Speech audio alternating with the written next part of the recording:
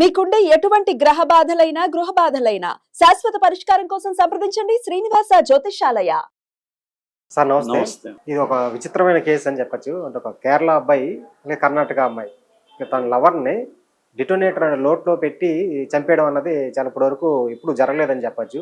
అసలు ఏం జరిగింది, ఎందుకు ఇలాంటి నిర్ణయం తీసుకున్నారు? చంపింది కర్ణాటక అబ్బాయి. ఆ. ఈ అమ్మాయి వచ్చి కేరళ కోడలు. కర్ణాటక అమ్మాయి, కేరళ కోడలు. ఓకే.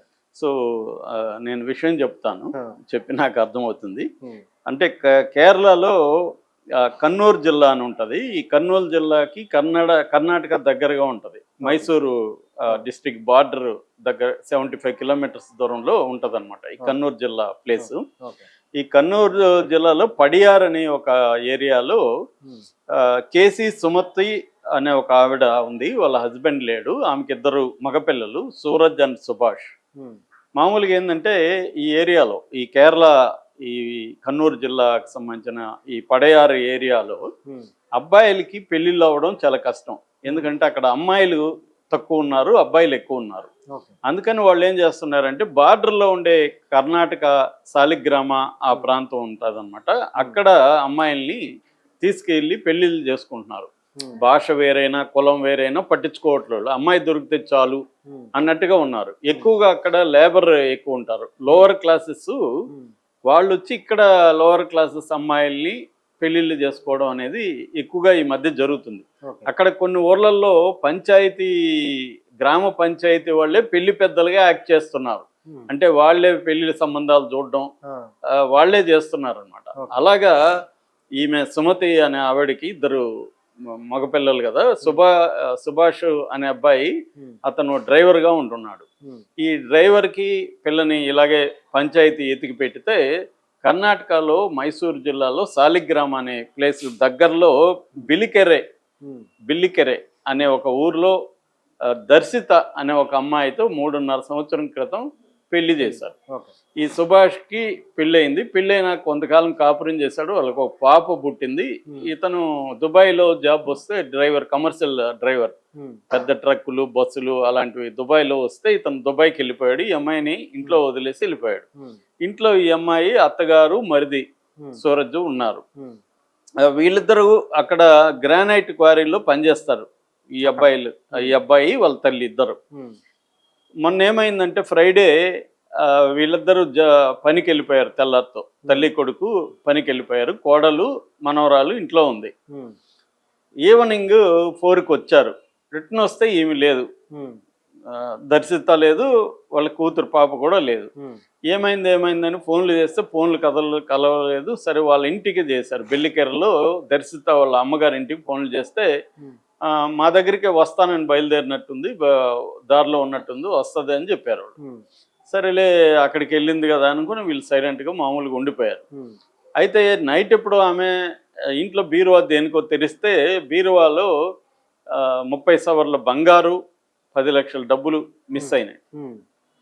సో వాళ్ళకి డౌట్ వచ్చింది, ఈ కోడలు ఏమన్నా ఎత్తుకుపోయిందా అనే డౌట్ వచ్చి వాళ్ళు పోలీసులకి కంప్లైంట్ ఇచ్చారు. కరికొట్టకారి పోలీస్ స్టేషన్, ఆ పోలీస్ స్టేషన్లో కంప్లైంట్ ఇచ్చారు, ఇట్లా పోయింది మా కోడలు. వాళ్ళు పోలీసులు కూడా ఈ అమ్మాయి కోసం ట్రై చేస్తున్నారు. ఫోన్ నెంబర్ అది తీసుకున్నారు, ట్రై చేస్తుంటే కలవట్లేదు. వాళ్ళు ఊర్లో వాళ్ళు ఏం చెప్పారంటే మా పాపని ఇక్కడే వదిలేసి మళ్ళీ మీ దగ్గరికి వచ్చింది అనేది వాళ్ళు చెప్తున్నారు, ఈ దర్శిత వాళ్ళ అమ్మాయిలు. సో ఈ కరికట్టకారి పోలీస్ స్టేషన్ నుంచి ఒక టీంని ఈ బెల్లికెరకి పంపించారు ఈ అమ్మాయి వాళ్ళ ఇంటికి. మీరు వెళ్ళి అసలు అక్కడ వెళ్తే గానీ పని జరగదు అన్నట్టుగా పంపించారు. ఆ టీం వచ్చింది. టీం వస్తే వాళ్ళు అప్పటికే ఈ అమ్మాయి చంపేశారు ఈ అమ్మాయిని అని చెప్పారు, దర్శితాన్ని. వాళ్ళు షాక్ అయ్యారు, ఇదేంది, ఎవరు చంపారు ఏంటంటే విషయం తెలిసింది. విషయం ఎలాగంటే ఈ అమ్మాయికి 7 ఏళ్ళ నుంచి ఒక లవర్ ఉన్నాడు. అంటే ఈ అమ్మాయి వయసు అంతా 18 ఏళ్ళు, వాడి వయసు అంతా 22 ఏళ్ళు. లవర్ వయసు సిద్ధరాజు వాడి పేరు. సో సిద్ధరాజుకి ఈ అమ్మాయి 11 ఏళ్ల వయసులోనే లవ్ అనమాట. 11 ఇయర్స్ నుంచి వాడితో లవ్, 11 ఇయర్స్ ఏజ్ లో, అంటే 7 ఏళ్ళుగా లవ్. పెళ్లి మాత్రం వీడిని చేసుకుంది. ఎవరిని, సుభాష్ని కేరళలో పెళ్లి చేసుకుంది వాళ్ళ ఇంట్లో వాళ్ళు చెప్పినట్టుగా. కానీ ఈ అఫైర్ అనేది కంటిన్యూ అవుతుంది. ఈ సుభాష్ అనేవాడు అక్కడ సిమెంట్ డీలర్, సిద్ధరాజు అనేవాడు సిమెంట్ డీలరు. ఈ సిద్ధరాజుకి ఈ అమ్మాయి దర్శితది పక్క ఊర్లు, 4 కిలోమీటర్ల డిస్టెన్స్. వాళ్ళ ఊరి పేరు పెరియపట్టణ, సిద్ధరాజు ఊరి పేరు, ఈ అమ్మాయి ఊరి పేరు బెల్లికెరే. సో ఈ ఇద్దరు మధ్య లవ్ అఫైర్ 7 ఏళ్ళుగా నడుస్తుంది. పెళ్ళైనాక కూడా 3.5 సంవత్సరంగా నడుస్తుంది. అప్పుడప్పుడు అమ్మగారి ఇంటికని చెప్పి వెళ్ళడం, వాడితో అఫైర్ పెట్టుకోవడం, లేకపోతే వాడిక్కడికి రావడం, వీళ్ళు పనికి వెళ్తారు కదా తెల్లారితో, ఈమె ఇంటికే పిలిపించడం, అఫైర్ నడుస్తుంది. మరో పక్క భర్త దుబాయ్లో ఉన్నాడు కదా, వాడికి డౌట్ రాకుండా వాడికి వీడియో కాల్ చేస్తుంది. వీడిని ఇంట్లోనే పెట్టుకొని లవర్ని ఆ రూమ్లో పెట్టుకుంటుంది. వాడికి వీడియో కాల్లో వాడితో కూడా రొమాంటిక్గా మాట్లాడడం, ఒక 1/2 అవర్ గంట వీడిని లవర్ని పెట్టుకొని వాడితో రొమాన్స్ అంతా మాట్లాడి ఫోన్లో వాడిని నమ్మిస్తుంది. అంటే నీ కోసం నేను ఎంత తహతహలాడుతున్నాను, వెయిట్ చేస్తున్నాను అన్నట్టుగా వాడితో డ్రామా. దుబాయ్లో ఉండే భర్తతో ఫోన్లలో మంచి రొమాన్సు, అవసరమైతే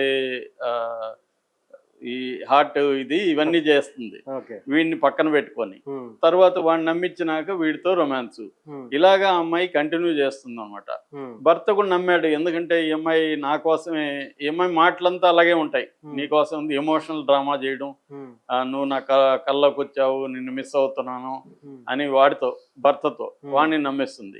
ఎవరు, వీడు పక్కనే లవర్ ఉంటే వీడియో కాల్లో. సో ఇలాగా అమ్మాయి డ్రామా చేస్తుంది, వీడు లవ్ చేస్తున్నాడు. వీడిని కూడా ఎమోషనల్ లేకి దించింది సిద్ధరాజన్ కూడా. వీడు మెల్లమెల్లగా ఎమోషనల్ లవ్ లోకి వెళ్ళిపోయాడు అమ్మాయితో, అటాచ్మెంట్ తో. ఈ అమ్మాయి లేకుండా ఉండలేని పరిస్థితి, నిరంతరం చాట్లు చేయడం. ఈ అమ్మాయి ఏం చేస్తుందంటే, వాళ్ళ మరిది గాని అమ్మ గాని ఫోన్ చూస్తారని చెప్పి మామూలుగా వాళ్ళు వాట్సాప్ చూస్తారు. ఈ అమ్మాయి టెలిగ్రామ్ పెట్టుకునింది వీడి కోసమే, లవర్ కోసం. టెలిగ్రామ్ యాప్ లో, వాళ్ళు టెలిగ్రామ్ యాప్ ఉన్నట్టు వాళ్ళకి తెలియదు, దానికి ఏదో ఇది పెట్టింది కోడ్. టెలిగ్రామ్ యాప్ లో వీటితో చేస్తుంది. వీటితో లేనప్పుడు, వాళ్ళు ఉన్నప్పుడేమో టెలిగ్రామ్ యాప్ ని అన్ఇన్స్టాల్ చేస్తుంది. వాళ్ళు వెళ్ళిపోగానే మళ్ళీ ఇన్స్టాల్ చేసి వీటితో అంత ప్లాన్డ్ గా ఉందన్నమాట. అమ్మాయి ఏంటంటే 18 ఏళ్ళు అయినప్పటికీ ఈ విషయాల్లో మాత్రం చాలా సిబిఐ కంటే కూడా తెలివితేటలు ప్రదర్శిస్తుంది. అలాగా వీడితో నడుపుతుంది. ఇప్పుడు ఏమైందంటే, భర్త ఈ అమ్మాయి చాటింగ్, రొమాన్స్ ఇవన్నీ చూసి వాడు నువ్వు వచ్చేసే ఇక్కడికని వాడు పిలుస్తున్నాడు. సో ఈ అమ్మాయి నెక్స్ట్ మంత్ వెళ్ళాలి. సో వీడికి చెప్పింది సిద్ధరాజ్కి, నెక్స్ట్ మంత్ నేను భర్త పిలుస్తున్నాడు, నేను వెళ్ళాలి. అదే వెళ్తావు నన్ను, నువ్వు లేకుండా నేను ఒక రోజు కూడా ఉండలేనని వీడు ఎమోషనల్ గా దిగాడు. ఈ పిల్లకి ఎమోషన్స్ లేవు, ఇద్దరితో కూడా డ్రామా ఆడుతుంది ఈ పిల్ల. ఎందుకంటే ఈ అమ్మాయికి ఫిజికల్ గా ప్లెజర్ కావాలి, ఇద్దరు తన చుట్టూ తిరగాలి అన్న ఒక సెడ్యూస్ చేస్తూ ఉండాలి వీళ్ళిద్దరిని అనే దాంట్లో ఈ అమ్మాయి ఎంజాయ్ చేస్తుంది. ఈ అమ్మాయి ఎమోషనల్ ఇన్వాల్వ్మెంట్ ఇద్దరితో లేదు, కానీ ఇద్దరు ఎమోషనల్ ఇన్వాల్వ్మెంట్ లోకి దించింది. అలాగా సిద్ధరాజు కూడా ఏమయ్యాడు, ఈ అమ్మాయి వెళ్ళిపోతుంది అనేసరికి వాడు ఈ అమ్మాయి నాకు దక్కకపోతే వాడికి దక్కకూడదని వీడంతా దగ్గరుండి వీడియో కాల్స్ వాడితో మాట్లాడడం అన్ని చూశాడు కదా.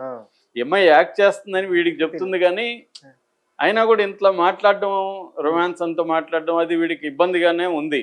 కానీ ఇంక భర్త కాబట్టి గమ్మున ఉన్నాడు వీడు. సో ఈ క్రమంలో ఎప్పుడైతే పర్మనెంట్ గా వెళ్ళిపోతాననిందో వీడికి కోపం వచ్చింది. దాంతో సిద్ధరాజు ఒక స్కీమ్ వేసుకున్నాడు. ఈ సిద్ధరాజు ఉన్న ఊర్లో పెరియపట్టణ అనే ఊర్లో అక్కడ ఎక్కువగా ఈ రాళ్లను పేల్చేయడం ఇవన్నీ ఉన్నాయి. అక్కడ మైన్స్ ఉన్నాయన్నమాట, గ్రానైట్ క్వారీస్ ఉన్నాయి. ఈ క్వారీలో డెటినేటర్లు ఉపయోగించి పేలుస్తారు. అవన్నీ వీడి ఫ్రెండ్స్ వాళ్ళు ఉన్నారు, వీడికి తెలుసు డెటినేటర్ ఎట్లా పెట్టాలి, ఎట్లా దాన్ని మామూలుగా జెల్టిన్ స్టిక్స్ అంటారు, అవి పెట్టి డెటినేటర్ చేసి దానికి వైర్ కనెక్షన్ ఇచ్చి పేలుస్తారు అనమాట. అదంతా వీడికి తెలుసు అనమాట. సో వీడు ఒక ప్లాన్ వేసుకున్నాడు. ఈ అమ్మాయికి ఏం చెప్పాడంటే, ఈ అమ్మాయి దగ్గర ఆల్రెడీ ఒక 80,000 అప్పు తీసుకున్నాడు వీడు. ఎందుకంటే వాడు దుబాయ్ నుంచి డబ్బులు పంపిస్తాడు కాబట్టి ఈ అమ్మాయి దగ్గర డబ్బులు ఉండేది. సో అలా మెల్లమెల్లగా లాగేవాడు. అలాగా వీడు మరి ఇప్పటి వరకు అయితే ఆ గోల్డ్ కానీ ఆ డబ్బులు కానీ దొరకలేదు పోలీసులకి. మరి ఆ అమ్మాయి తీసుకొచ్చిందా వీడికి ఇచ్చిందా అనేది మనకి ఇంకా కన్ఫామ్ కాల. మొత్తానికి వీడు అమ్మాయిని రమ్మని వీడు 1 month ముందే డెటనేటర్ ఒకటి రెడీ చేసి పెట్టుకున్నాడు అమ్మాయిని చంపాలని. ఇప్పుడు ఏం చేశాడంటే శాలిగ్రామ లాడ్జికి వెళ్దాము ఎంజాయ్ చేద్దామని అమ్మాయిని పిలుచుకొచ్చాడు. లాడ్జికి ఇద్దరు వెళ్ళారు. రిసెప్షన్ దగ్గర రూమ్ అదంతా మాట్లాడితే నేను వెళ్ళి రూమ్ చూసి వస్తానని వీడు మామూలుగా బ్యాగ్ ఉంది, బ్యాగ్ తోనే వెళ్ళాడు రూమ్ లోకి వెళ్ళి ఆ డెటనేటర్ అదంతా అక్కడ పెట్టాడు రెడీగా. బయటకు వచ్చాడు, రూమ్ బాగానే ఉంది అని చెప్పి అక్కడ సంతకాలు చేసి రూమ్ లోకి వెళ్ళారు ఇద్దరు. వెళ్ళిన 10 నిమిషాలకే బయటకు వచ్చాడు వీడు. రిసెప్షన్ లో ఫుడ్ తీసుకురావడానికి వెళ్తున్నానని చెప్పి ఫుడ్కి వెళ్ళి ఒక 20 నిమిషాల్లో ఫుడ్ తీసుకొని వచ్చాడు. వచ్చి వాళ్ళ ఎదురుగానే వెళ్ళి రూము తలుపు తట్టాడు. దర్శిత అని పిలిచాడు. అమ్మాయి సమాధానం లేదు. పదే కొట్టి కంగారు పడి వీళ్ళ దగ్గరికి వచ్చి తలుపు తీయట్లేదు లోపల అది ఇది అని చెప్తే వీళ్ళ స్పేర్ కీ ఉంటది కదా వెళ్ళి తీశారు. తీస్తే ఆమె అతి భయంకరంగా ముఖం తలంతా పేలిపోయి చనిపోయింది ఆమె. సో వీడు డ్రామా ఆడి అయ్యోయ్యో ఏం జరిగింది, సెల్ ఫోన్ పేలిపోయినట్టుంది, అది ఓల్డ్ ఫోన్ నేను చెప్తే కూడా వినలేదు, మార్చమన్నాను అది ఇదని అక్కడ డ్రామా ఆడాడు. వీళ్ళకి డౌట్ వచ్చింది, వీడి అతిగా రియాక్ట్ అవుతున్నాడు ఏంటి, ఇదేం సెల్ ఫోన్ పేలితే ఇంత ఘోరంగా ఇదవుతుందా తల. మామూలుగా సెల్ ఫోన్ పేలిన సంఘటన వాళ్ళకి కూడా ఐడియా ఉంది. సో దాంతో వాళ్ళు పోలీసులకు ఫోన్ చేశారు. పైగా ఆత్మహత్య అయినా పోలీసులకు ఫోన్ చేయాలి లాడ్జి కాబట్టి. చేస్తే పోలీసులు వచ్చారు. పోలీసులు చెక్ చేస్తే వాళ్ళకి తెలుస్తాయి కదా ఈ డెటనేటర్ వ్యవహారం. కనిపెట్టారు వాళ్ళు. కనిపెట్టి వీడిని 4 దెబ్బలు వేస్తే వీడు మొత్తం చెప్పేశాడు. సో వీడు ఏం చేశాడంటే రూమ్ తీసుకున్నాక అమ్మాయిని తీసుకెళ్లి ఇమ్మీడియట్ గా కట్టేసేసాడు అమ్మాయిని. దారం తీసి బయట పెట్టున్నాడు. ఫస్ట్ వచ్చాడు కదా చెక్ చేయడానికి, అప్పుడు అన్ని పెట్టాడు అక్కడ. ఈ అమ్మాయి లోపలికి రాగానే తలుపేసి అమ్మాయిని కట్టేసి నోరు తెరిచి నోట్లో డెటనేటర్ పెట్టి దానికి బ్యాటరీ ఛార్జర్ కి కనెక్షన్ ఇచ్చేసి కొద్దిగా దూరంగా బాత్రూమ్ కి ఎక్కడికో లోపలికి వెళ్ళి దాన్ని పేల్చేశాడు. పేల్చేసినాక మళ్ళీ కట్లిప్పి దాన్ని సెట్ చేశాడు. సెల్ ఫోన్ పేలినట్టుగా సెల్ ఫోన్ అంతా కూడా ఇచ్చేసి సెట్ చేసి బయటకు వచ్చేసాడు. వీడికి అలిబి కావాలి కదా, నేను ఆ టైంలో లేదని చెప్పడానికి హోటల్కి ఫుడ్కి వెళ్తున్నానని వాళ్ళకి వెళ్ళి నమ్మించాడు. అంటే చనిపోయిన టైంలో నేను లేను అని చెప్పడానికి వెళ్ళాడు. ఈ డ్రామా అంతా కూడా బయటికి వచ్చేసింది అన్నమాట. సో ఇప్పుడైతే అతను అరెస్ట్ చేశారు. డబ్బులైతే ఇంకా దొరకలేదు. సో ఇప్పుడు ఏంటంటే 2 ఫ్యామిలీలు, ఆ పాప అనాథ అయిపోయింది. ఈ ఫ్యామిలీ ఆ దుబాయ్లో ఉంటున్న అతను ఇవన్నీ తెలిసి షాక్ అయిపోయాడంట. అతను నాతో ఇంత రొమాన్స్ ఇంత ఎమోషనల్ గా మాట్లాడుతుంది, ఈ అమ్మాయికి 7 ఏళ్ళ నుంచి అఫైర్ ఉందా అని వాట్ షాక్. ఇంట్లో వాళ్ళు డబ్బులు పోయినాయి, గోల్డ్ పోయిందని వీళ్ళు షాక్. ఇది ఇప్పుడు షాకింగ్ గా ఉంది. అక్కడ మిగతా వాళ్ళంతా కూడా భయపడుతున్నారు. ఇప్పుడు కన్నడ అమ్మాయిని పెళ్లి చేసుకోవాలంటే వాళ్ళ బ్యాక్గ్రౌండ్స్, వాళ్ళ లవ్ అఫైర్లు ఇవేవి మనకు తెలియదు, ఏం జరుగుతుందన్న భయంతో ఉన్నారు పరిస్థితి. Thank you sir. Thank you.